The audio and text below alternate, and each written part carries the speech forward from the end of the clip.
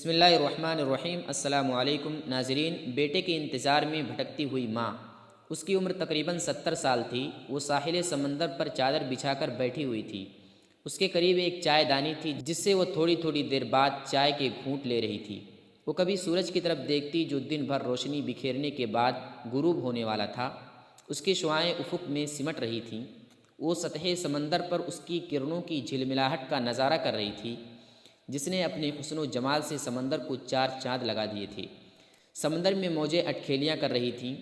اس حسین نظارے کو دیکھ کر وہ اس خیال میں غرق تھی کہ نہ جانے ٹھاٹھیں مارتے اس سمندر نے کتنی دلخراش داستانیں اور کتنے ناقابل فراموش واقعات کو اپنے سینے میں دفن کر رکھا ہوگا۔ اس کی اپنی زندگی بھی کئی پہلوؤں سے سمندر کے مشابہ لگ رہی تھی۔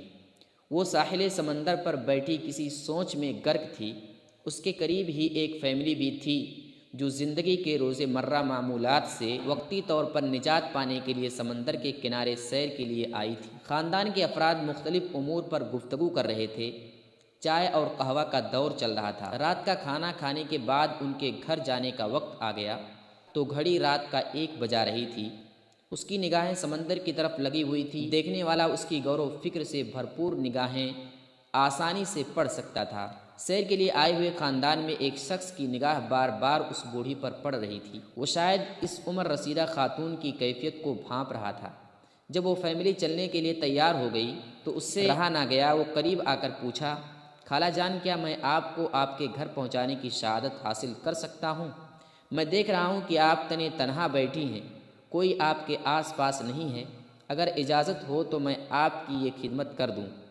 عمر رسیدہ خاتون بولی، نہیں بیٹا، اللہ آپ کو جزائے خیر دے، میں اپنے بیٹے کا انتظار کر رہی ہوں، وہ آتا ہی ہوگا، راستے میں اسے تاخیر ہو گئی ہوگی۔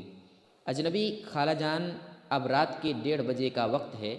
ساحل سمندر سکوت کا منظر پیش کر رہا ہے۔